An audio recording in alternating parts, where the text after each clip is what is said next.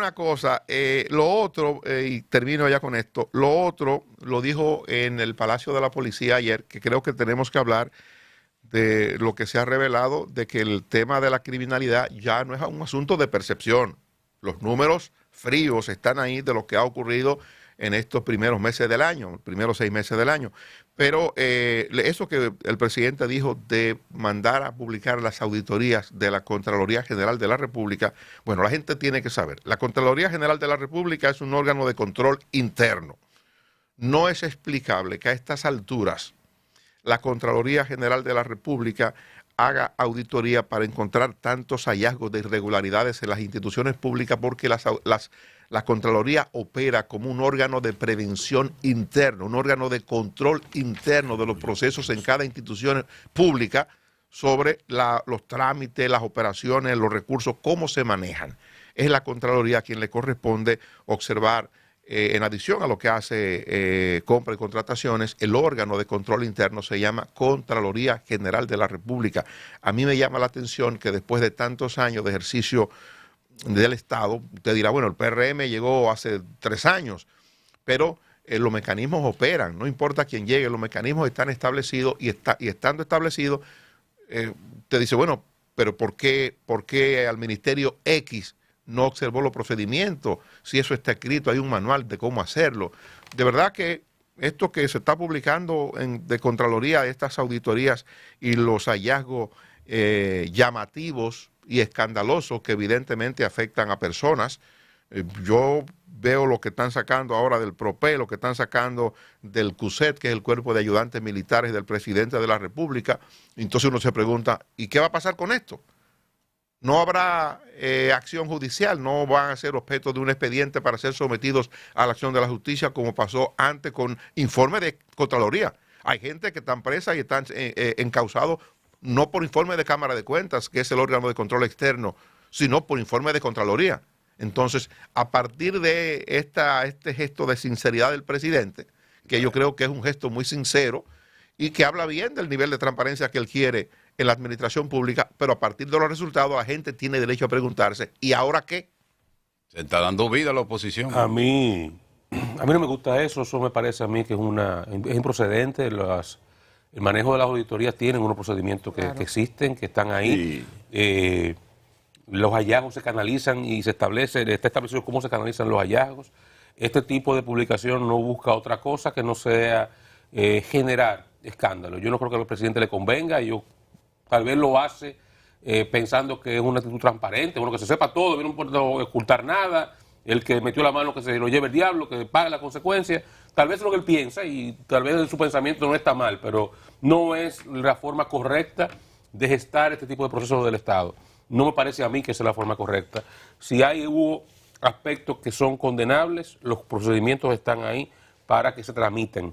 No es publicarlos a la prensa, no es subir una página para darle alimento, no a la oposición, no a la prensa, no, al quien sea, a la chismografía, a hacer daño.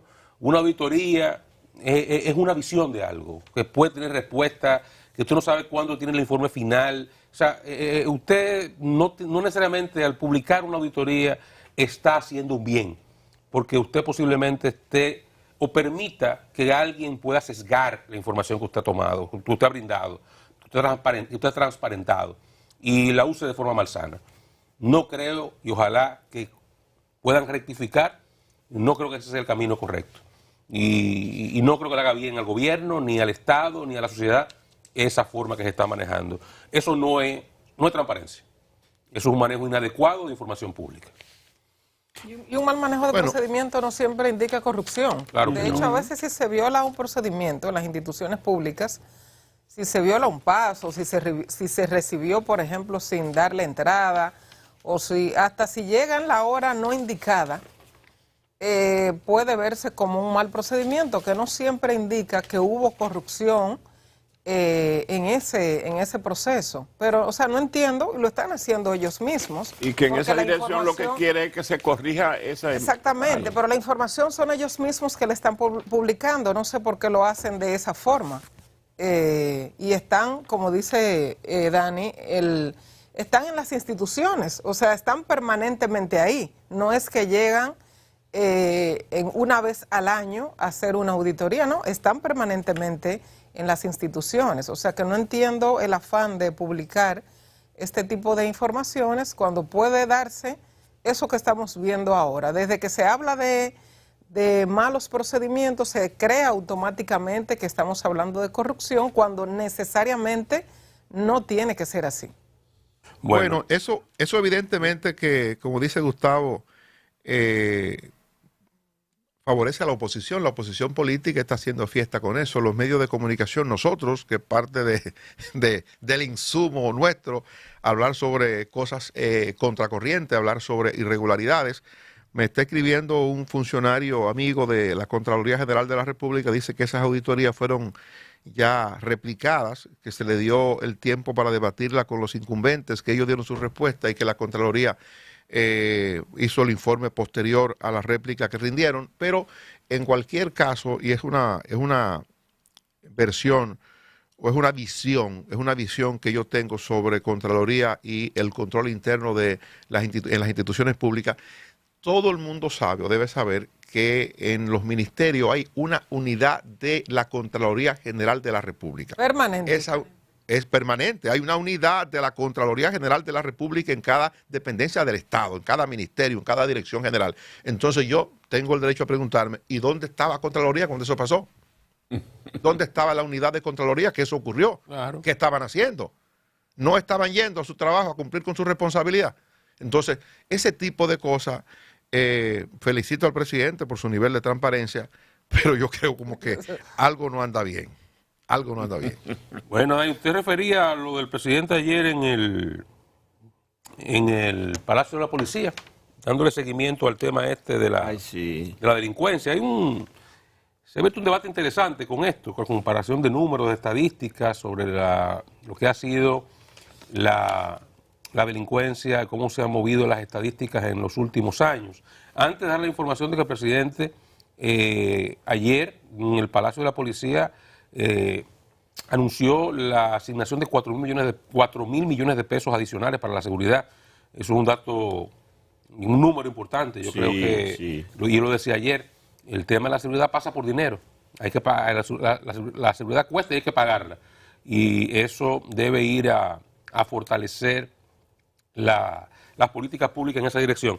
Pero en sentido general, ayer el presidente hablaba del pico que hemos tenido en el mes de mayo en homicidios, y hay una información que habla en el Diario Libre, una estadística que señala que en el año 2023, o en lo que va del año 2023, en República Dominicana se han producido 44 muertes más que en el mismo periodo del año pasado. Y tiene el trabajo un cuadro donde se ve cómo se ha movido la estadística de la tasa de homicidios, que es la cantidad de personas que mueren violentamente por cada 100.000 habitantes. Es la cifra, es la estadística que internacionalmente, universalmente, la que se mide la tasa de criminalidad. Esta misma ha evolucionado, no voy a entrar en muchos detalles, pero venía bajando desde 26.3 en el 2011 hasta su suelo, un punto más bajo, en el 2020, que fue de 9.2. Desde entonces ha estado escalando 11.2 2021, 13.1 2022, y en lo que va de este año se proyecta a 13.7. Sigue siendo baja en la región. Sigue siendo baja para la región, pero muestra, digamos, un deterioro, si usted se fija en esto. Bueno, sí, con relación a lo de... Yo voy a decir lo que decía cuando la gente del gobierno anterior mostraba estas estadísticas, cuando desde aquí señalábamos que se estaba fracasando en materia de seguridad. Y eso no le gustaba a mi amigo Monchi Fadul, que estaba en Interior y Policía. Y me voy a ver esta estadística, pero ¿cómo estamos fracasando? Si mira cómo ha bajado.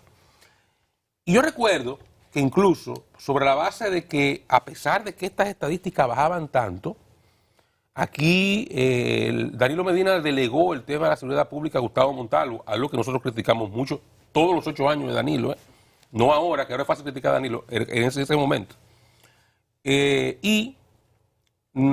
ese momento decíamos que, y bueno, creo que recuerdan los compañeros, y Dani y yo hablamos mucho de eso en ese momento, que ante esta baja en las estadísticas y la gente continuaba entonces señalando la delincuencia como su principal problema, la genialidad del gobierno fue decir, esto es un tema de percepción, no hablen de muerte. Y lo que hicieron fue dejar de dar parte de policía, dejar de denunciar la cantidad de muertes y callar la vocería de la Policía Nacional. Mi compañero recuerda perfectamente bien que esa fue la estrategia. No hablen de muerte, porque entonces el tema es de percepción. Y yo decía, miren, el tema no es de percepción, por un lado, y la estadística, que yo no rebato estadística, que no sea con otra estadística, y yo no tengo estadística para contrarrestar esta, siempre he dicho lo que voy a decir ahora, a todo el que atracan no lo matan. A todo el que sufre los elementos de inseguridad no muere. De hecho, buena parte de esas muertes no se deben a inseguridad. Se deben a conflictos de familia, a un pleito de un carro, por un parqueo, por un choque. Es la mitad aproximadamente que se debe a crímenes relativos a la delincuencia. Pero los fenómenos asociados a la inseguridad se manifiestan en muchas otras cosas que tienen que ver con estadísticas que no se reflejan ahí, que son que usted deja su carro en un sitio y llega y encuentra roto el cristal y le llevaron una cartera que tenía dentro, que le robaron los espejitos de qué sé yo qué cosa, que usted va caminando y le arrancan un celular, un grupo de piperitos para irse lo meter para 42, etcétera, etcétera, etcétera, hasta que le ponen una pistola en la cabeza para quitar una cartera o un celular. Todo eso son elementos que se ven. La mayoría de la gente entrega sin resistirse, unos cuantos se resisten y acaban muertos, lamentablemente. Pero esas estadísticas no reflejan necesariamente los niveles de inseguridad. Y la República Dominicana viene fracasando en materia de seguridad desde hace años, independientemente de que me mostraran estas estadísticas que bajamos de 26 a 9.2 homicidios por cada 100.000 habitantes en una década. Eso no es el resultado de una política de seguridad adecuada. Eso puede ser el resultado hasta de una depuración de las estadísticas. Ahora bien, aquí, Leonel, y lo voy a repetir, lo decía ayer, Leonel fracasó, Danilo fracasó, y Luis va a fracasar si no cambia lo que está haciendo. Porque el modelo que se está aplicando entonces y ahora, es básicamente el mismo. Los únicos cambios que hay, y lo he dicho varias veces, es en materia de formación y la calidad de vida de los policías, que eso se lo reconozco a este gobierno, que lo ha hecho y ha mejorado cómo viven los policías, le ha mejorado incluso la situación interna en materia de la cogioca que había adentro. No es que no hay corrupción en la policía, hay muchísima, pero ya no le quitan 10.000 pesos para dar una pistola, ni 5.000 para dar un uniforme. Y están formando los policías. Y tal vez en 10, 12, 15 años veamos resultados diferentes. Ahora, en materia preventiva continuamos con los mismos problemas. En materia de investigación continuamos con los mismos problemas. La policía sigue siendo altamente eficiente cuando le da la gana, pero no controla el territorio. Las pandillas controlan el territorio en nuestro país. Todo el mundo sabe quiénes son los pandilleros y toditos le pagan a la policía.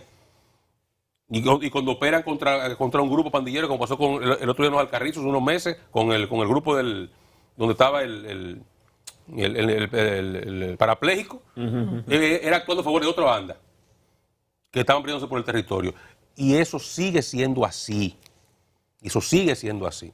Y la gente continúa a expensas de todo lo que deviene de la forma en que el narcotráfico y el microtráfico y la droga y la delincuencia y toda esa cultura de delincuencia urbana opera en República Dominicana. Y por eso decía, esa 42 y las 42 a nivel nacional, porque eso no es exclusivo de Capotillo. En la capital hay más de una zona así y en el país entero. Son donde van esos muchachos que acaban haciendo esos atracos que ustedes ven ahí, a buscar droga. Y las cárceles continúan siendo el mismo modelo de fábrica de delincuentes. O sea, no ha cambiado nada. Y por eso he dicho, Leonel fracasó, Danilo fracasó por más que me muestren esta estadística. Y Luis va a fracasar por más que este baje o suba. Porque no hay un cambio real en la política de criminalidad, lamentablemente. Porque aquí para algo no nos ponemos de acuerdo en nada. Ni siquiera para eso. Ni siquiera para eso. Porque ojalá aquí pudiéramos, con la clase política, ponerse de acuerdo en no joder con politiquear con este tema. Ya que lo que estamos politiqueando antes, que son los que gobiernan ahora, ya entienden. Tal vez tal espacio para que, bueno, vamos a ponernos de acuerdo, no politicar con esto, y apliquemos políticas públicas que funcionen de cara a la mejoría de la seguridad pública. Pero hasta que eso no pase, un pico en mayo, una reducción en septiembre, son eventualidades. no son cosas que son resultado de la aplicación de políticas públicas. Pasó, es porque pasan las cosas. Sube un mes, baja el otro, baja un año, sube el otro, pero no es porque estamos cosechando el resultado de algo que estamos haciendo bien. Y parece que el único avance significativo que tiene el plan de reforma policial es el de la educación, que ayer presentó un informe donde ya está elaborado el concepto del bachillerato técnico en seguridad. Ya están preparados 42 profesores entre uniformados y civiles, y también ubicado la forma como se va a impartir. Eso para reclutar a los policías desde temprano, para que comiencen un uso bueno. Sí, ya esa parte por lo menos es un gran avance, que eso esté listo y que vaya a comenzar en cualquier momento. Pero la otra parte, la prevención, ahí no se ha hecho gran cosa. Bueno, la publicación que se hace, por eso decía ahorita que no es un asunto de percepción, ya son informaciones oficiales de la medición de la criminalidad, la tasa de homicidio. Esta publicación hace una comparación de lo que ha ocurrido desde el año 2011, era presidente entonces Danilo Medina, cuando alcanzamos el nivel más alto desde el 11 al año 2023. Estábamos hablando de una tasa de 26.3 en el año 2011, en el año 2012, un año después. Leonel era en el 11. Perdón, Leonel Fernández en el 11. En el año 2012, ya al cierre del año en la administración del presidente Medina, eso logró una reducción increíble de 26.3 a 2.34. En el 2013 bajó un poco más. A 20.34. Ahí hay un problema con el cero. Perdón, 23.4. 23.4 y 23.3 posteriormente. Sí, y 20.3. En el 2014, 18.3, 2015 16.8, 2016 16.0, 15.4 en el 17, en el 18 10.4 y en el 19 bajó a 9.9, en el 20 9.2, en el 21 subió un poco a 11.2, en el 2022 13.1 y en el 2023 ahora 13.7. Es decir, no estamos hablando, como solía decir la administración anterior, el propio Monchi básicamente, de que es un asunto de percepción. No, esto es un asunto de realidad medido. Yo contaba ayer de lo que había animado al presidente de la República a ir al Palacio de la Policía, a juntarse allí con los fiscales, con el director nacional de control de drogas, con el director general de la policía, con el asesor para la reforma policial, con el ministro del Interior. Contaba las informaciones que estaba manejando el gobierno, que habían sido levantadas por agencias de inteligencia del Estado, donde se reflejaban los puntos geográficos del país a donde se estaban produciendo brotes de delincuencia, brotes de actos de violencia. Y bueno, a partir de eso el presidente estaba empoderando, lo hizo el lunes de la semana pasada, a fiscales, a directoras regionales de la policía, a la representación de la Dirección Nacional de Control de Drogas de Informaciones, que le permiten establecer, o establecido ya, dónde está el foco para, con los mecanismos que la ley manda, combatirlo, allanar, apresar, someter a la acción de la justicia. Yo pienso que eso pudiera de algún modo surtir un efecto en lo inmediato, reduciendo la cantidad de hechos delictivos que se están reportando.